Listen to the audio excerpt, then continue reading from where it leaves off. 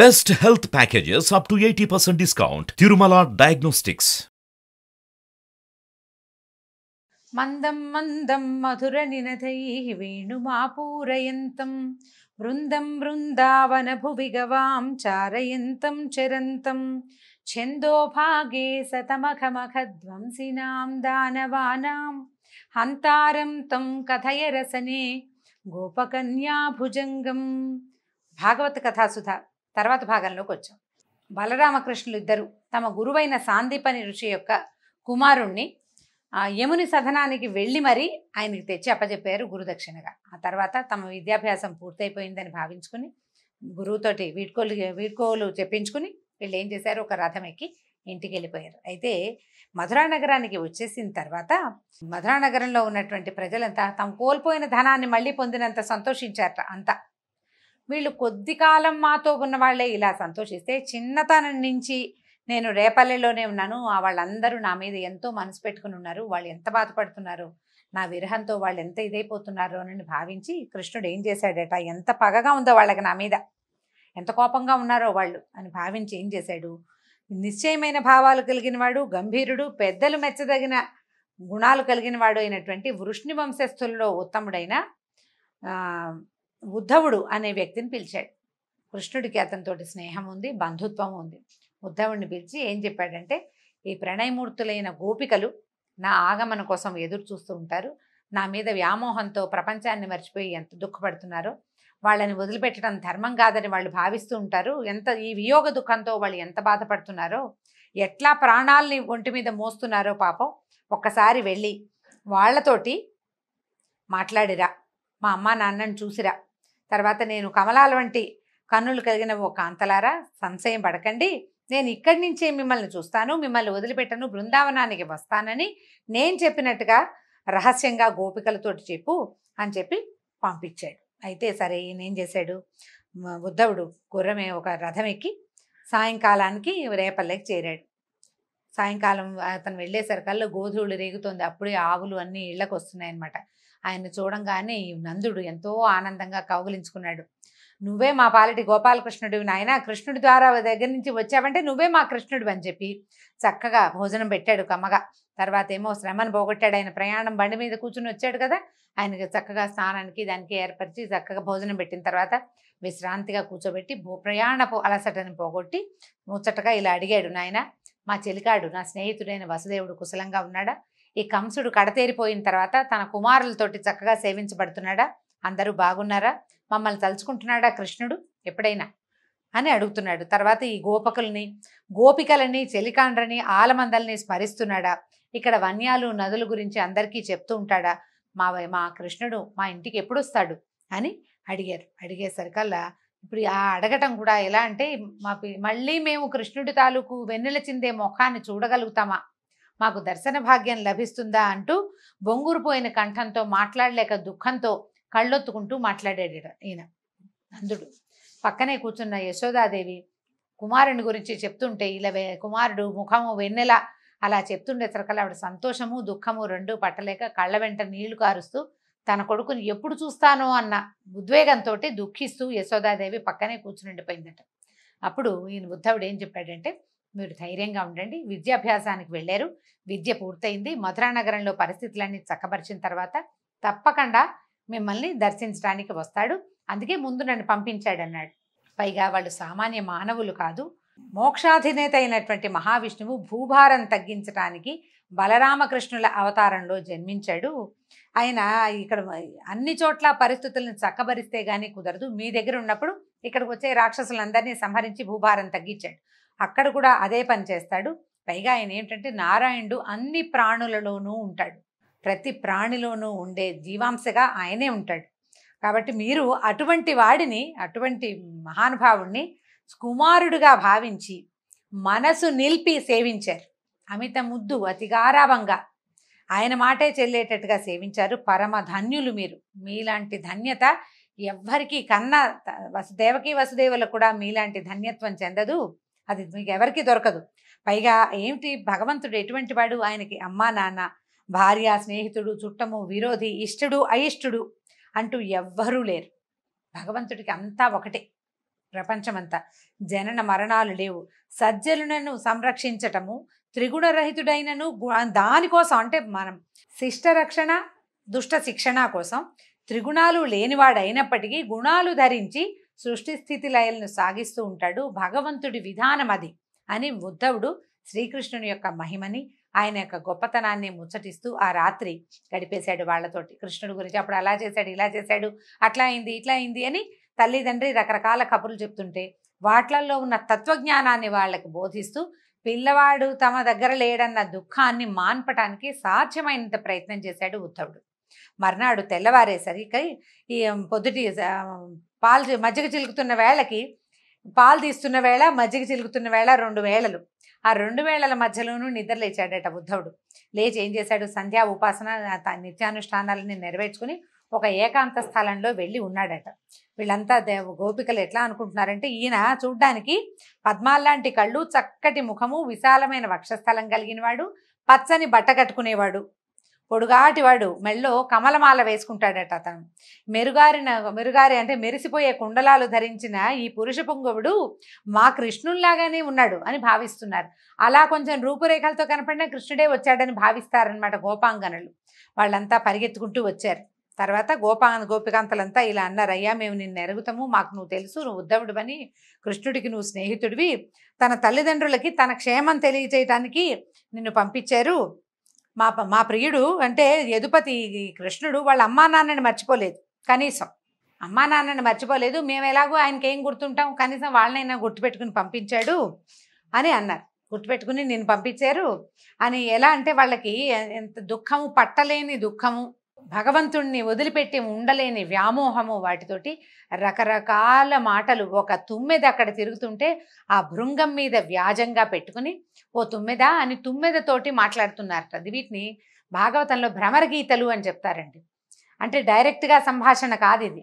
అతను అట్లాంటి వాడు ఇట్లాంటి వాడు అని అనకుండా ఒక ఆ పక్కన తిరుగుతున్నటువంటి ఒక పువ్వుల మీద వాలి దాని తాలూకు తేనెని స్వీకరిస్తున్నటువంటి, పీల్చేస్తున్నటువంటి తుమ్మెదతోటి మాట్లాడుతున్నట్టుగా భగవంతుణ్ణి నిందాస్తుతి. ఇది కృష్ణుణ్ణి నిందిస్తుంది, స్తుతిస్తుంది అన్నమాట గోపిక. నీ వల్లే ఇవన్నీ అవుతాయి అంటుంది, నువ్వు కాకపోతే ఎవరు చేస్తారు అంటుంది, నువ్వన్నీ ఇట్లాగే చేస్తావు అంటుంది. ఓ పక్కన తిడుతున్నట్టు ఉంటుంది, ఓ పక్కన ప్రేమగా మాట్లాడుతున్నట్టు ఉంటుంది. నిందాస్తుతి అంటారు. ఆ నిందాస్తుతిని ఈ భ్రమర గీతల వ్యాజంతో కృష్ణుడి గురించిన వర్ణనలే చాలా శ్లోకాలు ఉన్నాయండి. ఇది కూడా నేను మొన్న చెప్పినట్టుగా భాగవతం దశమ స్కంధం పోతన గారు రాసింది కనుక చదివితే చాలా బాగుంటుందండి. చదవటానికి ప్రతి పద్యము మహాహృదయంగా ఉంటుంది. నేను తేలిగ్గా 10 వాక్యాల్లో చెప్పేస్తాను. అవకాశం ఉన్నవాళ్ళు, తెలుగు చదవగలిగిన వాళ్ళు మహత్తరమైన పోతన గారి భాగవతంలోని దశమ స్కంధాన్ని చదివి తీరాలి. చదివి తెలుసుకుంటే ఇంకా బాగుంటుంది. అయితే ఏం చెప్తున్నారు? నువ్వు ఓ మధుప, నువ్వు మాకు ఆమె దగ్గరికి రావద్దు, మమ్మల్ని ముట్టుకోవద్దు, మధురాపుర కాంతలందరి వెనకాల తిరుగుతూ ఉండుంటావు, నువ్వు మధురాపురంలో ఉన్న అమ్మాయిల వెనకాల, నువ్వు మా దగ్గరికి ఎందుకు వస్తావు, మా దగ్గరికి రావద్దు అంటున్నారు. అంటే కృష్ణుడిని అంటున్నారనమాట. అట్లా ఇలా ఎన్ని రకాల మాటలతోటో నీ సంగీతము, నీ నాట్యము, నీ సొగసు అంతా మధురాపురంలోనే ప్రదర్శించు, మాకెందుకు, మేము పల్లెటూరు వాళ్ళం, పట్టణంలో ఉంటున్నావు, నువ్వు నగరంలో ఉన్నావు కదా, వాళ్ళకి చూపించమంటారు. పైగా నీలాంటివి, నీ కనుబొమ్మలకి, నీ కదలికలకి, నీ వేషాలకి లొంగిపోయిన వాళ్ళు ఎక్కడైనా ఉన్నారా? మర్త్యలోకంలో కానీ, పాతాళ లోకంలో కానీ, స్వర్గలోకంలో కానీ ఎక్కడా లేరు. అందరూ నీ వెనకాల పడేవాళ్లే కదా, నీకు మేమెందుకు అంటారు. ఇప్పుడు ఎలా చెప్తున్నారు? ఓ పక్కన నువ్వు చాలా గొప్పవాడు అని చెప్తూ నువ్వు మాతో సరిగా ఉండట్లేదని అంటూ ఉంటారనమాట. ఇలా ఎన్ని మాటలో వీళ్ళు మాట్లాడిన మాటలన్నీ ఉద్ధవుడు ప్రతి వాక్యము చెవిని వేసుకున్నాడు. ఒక్కొక్క గోపిక కృష్ణుడి పట్ల ఎంత ప్రీతి, ఎంత మోహము, ఎంత వదలలేని వియోగాన్ని వాళ్ళు ఏ రకంగా బాధపడుతున్నారో, ఎట్లా మనసు వాళ్ళకి భగవంతుడి పట్ల లయమై ఉందో ప్రతి వాక్యాన్ని ఉద్ధవుడు విని విని విని తెలుసుకున్నాడనమాట. ఒక్క వాక్యం కూడా వదిలిపెట్టలేదు. వాటన్నిటిని విని ఇది జ్ఞాపకం పెట్టుకున్నాడు. చెప్పాడనమాట. తర్వాత వెళ్ళాక కృష్ణుడికి ఇలా చెప్తున్నాడు, చుట్టాలని, సుతులని, భర్తలను, అన్నదమ్ములను, తల్లిదండ్రులను కామాంధత్వంతో వదిలిపెట్టేసి భగవంతుడినే శరణుజొచ్చాము, అంటే నిన్నే శరణుజొచ్చాము. ఇట్లా మమ్మల్ని విరహసాగరం మీద తోసేసి ఈ రకంగా మా దగ్గరికి రాకపోవడం న్యాయం కాదని ఏలిక అయిన కృష్ణుడికి పాద ప్రమాణం చేసి చెప్పమని చెప్తున్నారు. తర్వాత ఇంకా ఎన్నో, అసలు ఒక్కొక్క పద్యము చదువుతున్న కొద్దీ గొప్ప సంతోషంగా ఉంటుందండి. ఇట్లా నానా ప్రకారాలుగా శ్రీకృష్ణ సందర్శనమునందు ఆశగా ఉన్నటువంటి ఈ గోపకాంతలు మాట్లాడే మాటలన్నీ ఉద్ధవుడు విన్నాడు. వీళ్ళకి ఏంటంటే ఊహించుకోగలరు. సంవత్సరాల తరబడి కృష్ణుడితోటి కలిసి పెరిగిన వాళ్ళు, అతన్ని చూస్తూ పెరిగిన వాళ్ళు, అతన్ని తమ కంటి ముందు పెరిగిన వాళ్ళు కూడా చాలామంది ఉన్నారు. వాళ్ళకు ఊహ తెలుసు, కళ్ళు మూసుకుంటే వాళ్ళకి కృష్ణ రూపం కనిపిస్తుంది, అది ప్రత్యక్షంగా దర్శనం కావటం లేదన్న దుఃఖంతో ఉన్నారనమాట. ఇవన్నీ విని జపము, తపము, దానము, హోమము, ఆత్మనిగ్రహము, వేదాధ్యయనము మొదలగు వాటితోటి నేర్పరులైన వాళ్ళు కూడా ఏ పరమేశ్వరుణ్ణి తమ మనసుల్లో ప్రయత్నించి కూడా నిలుపుకోలేకపోతారో అట్టి మహామహిమోపేతుడు జగదధీశ్వరుడు అయినటువంటి శ్రీకృష్ణుని మీద మీకు నిరంతరం దృఢమైన ధ్యానం ఈ విధంగా నెలకొంది. అవురా, మీ సంగతి చాలా ఆశ్చర్యంగా ఉందమ్మా. ఋషులు మునులు కూడా ఈ రూపాన్ని ఇంత స్పష్టంగా ధ్యానం చేసి మనసులో నిలుపుకోలేకపోతారు. మిమ్మల్ని గురించి చెప్పడానికి కూడా నాకు ఏ మాటలు రావటం లేదు. కానీ మీరు సావధానంగా వినండి. మీ దగ్గరికి పంపించేటప్పుడు కృష్ణుడు ఏమన్నాడో నేను చెప్తాను, సావధానంగా వినండి అన్నాడు. ఏం చెప్పాడంటే, ఓ రమణీమణులారా, నేను సమస్త కార్యములకు ముఖ్య కారణమై ఉన్నాను. అంటే ప్రపంచంలో ఉన్న ప్రతి కార్యానికి నేనే కారణాన్ని అని చెప్తున్నాడు. భగవద్గీతేనండి ఇది, అర్థం చేసుకోవాలంతే. నా ఎడబాటు మీకు కలుగదు. స్థావర జంగమాత్మకములైనటువంటి సకల ప్రాణులలో పృథివ్యప్తేజో వాయువాకాశములనే పంచమహాభూతాలు ఉండే విధంగా నేను మనసునకు, పంచ ప్రాణములకు, బుద్ధికి, ఇంద్రియ వృత్తులైన శబ్ద స్పర్శ రూప రస గంధాలకు, జ్ఞాన కర్మేంద్రియాలకు ఆధారభూతుడనై ఉన్నాను. నాయందే నా సంకల్ప మహిమతో నాలో సూక్ష్మరూపమున అణిగి ఉన్న చరాచర ప్రపంచాన్ని స్థూల రూపంతో సృజిస్తాను, రక్షిస్తాను, నశింపజేస్తాను. స్వరూపము చేత నిర్మలుడు జ్ఞానస్వరూపుడు అయినటువంటి జీవునకు ప్రపంచ స్వరూపము సత్వాది గుణములు లేదా భూతేంద్రియ గుణాలతోటి కలుగుతోంది. మాయాకార్యములైన జాగ్రత్త స్వప్న సుషుప్తులనే మనోవృత్తులందు అతడు దేవమనుష్యాది రూపములలో తోచుతున్నాడు.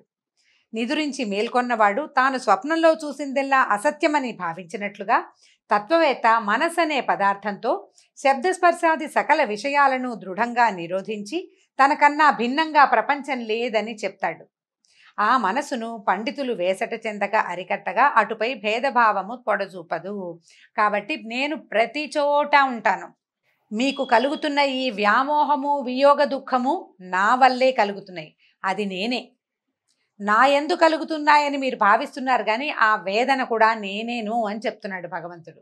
కాబట్టి నదులన్నీ కదిలి చివరికి కడలిని చేరునట్లుగా ఆత్మానాత్మ విచార రూపమైన సాంఖ్యము, యమ నియమాధికములైన అష్టాంగ యోగము, వేదము, సత్యము, తపము, ఇంద్రియ నిగ్రహమైన దమము, ఇవన్నీ ఒక మనోనిగ్రహంలోనే పరిసమాప్తి చెందుతాయి. కాబట్టి స్త్రీలు ఏం చేస్తారట, సమీపంలో ఉన్న వాళ్ళకంటే దూరంగా ఉన్న వాళ్ళ మీద తహతహపాటు చిత్తములందు అనురక్తి కలిగి ఉంటారు. రోజు మనతో ఉండే వాళ్ళకంటే అప్పుడప్పుడు ఫోన్లో మాట్లాడే వాళ్ళ పట్ల ఎక్కువ ఆసక్తికరంగా ఉంటుందని చెప్తున్నారు.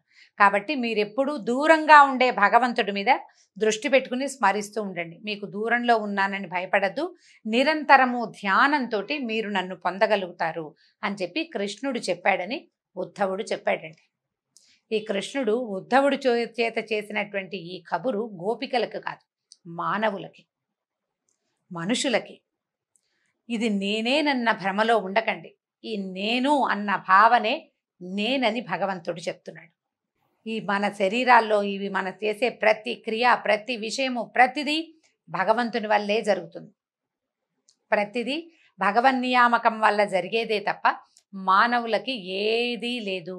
తర్వాత మళ్ళీ ఇవన్నీ కలిసి తమ తాలూకు పెద్ద స్వరూపమైన పరమాత్మలోకి చేరిపోయేవే అని చెప్పేసరికల్లా వీళ్ళంతా కొంచెం సర్దుకున్నారు. అప్పటిదాకా ఉద్వేగంగా, దుఃఖంగా, ఏడుపు మొహాలతోటి కళ్ళు తుడుచుకుంటూ ఉన్నారు. మెల్లిగా సర్దుకుని సుఖంగా ఉన్నాడా, ఆయన ఎప్పుడొస్తాడు, మా ప్రాణేశ్వరుడు వస్తాడంటే ఆ ఊళ్ళో ఉన్న వాళ్ళు ఒప్పుకుంటారా, వాళ్ళంతా ఆయన ఇక్కడికి ఊరు వెళ్తానంటే ఒప్పుకుంటారో ఒప్పుకోరో, ఆయన మమ్మల్ని వచ్చి మళ్ళీ మాతోటి చక్కగా సరదాగా చిన్నప్పట్లాగా తిరుగుతాడా లేదా అని బాగా నీతో ఏకాంతంగా చెప్పాడా, ఇలా చాలా అడిగారనమాట. అడిగితే అందరికీ అంటే ఒక్కొక్కటి అడుగుతున్నారు. చిన్నప్పుడు మా చెట్టు మీద కూర్చుని మా బట్టలన్నీ తీసి దాచేశాడు, అలాంటి సంగతులు నీకు చెప్పాడా, మా గురించి గుర్తు చేసుకుంటున్నాడా అని ఎన్నో రకాల ప్రశ్నలు అడిగి మొత్తానికి ఈ ఉద్ధవుణ్ణి పంపించారు. దాంతో ఈ ఉద్ధవుడు వీళ్ళు కృష్ణుడు చెప్పిన వాక్యాల బరువుని మోస్తూ ఇక్కడికి వచ్చి, అది కొంతే బరువు, ఈ ఇంతమంది గోపకాంతలు, తర్వాత ఏమో నందుడు యశోద వారి దుఃఖాన్ని, వారి వియోగ దుఃఖాన్ని మోస్తూ కృష్ణుడి దగ్గరికి చేరాడట. తర్వాత కృష్ణుడు ఉద్ధవుడు కలిసి ఎక్కడెక్కడికి వెళ్ళి ఏమేం చేశారో వచ్చే భాగంలో తెలుసుకుందాం. నమస్కారం.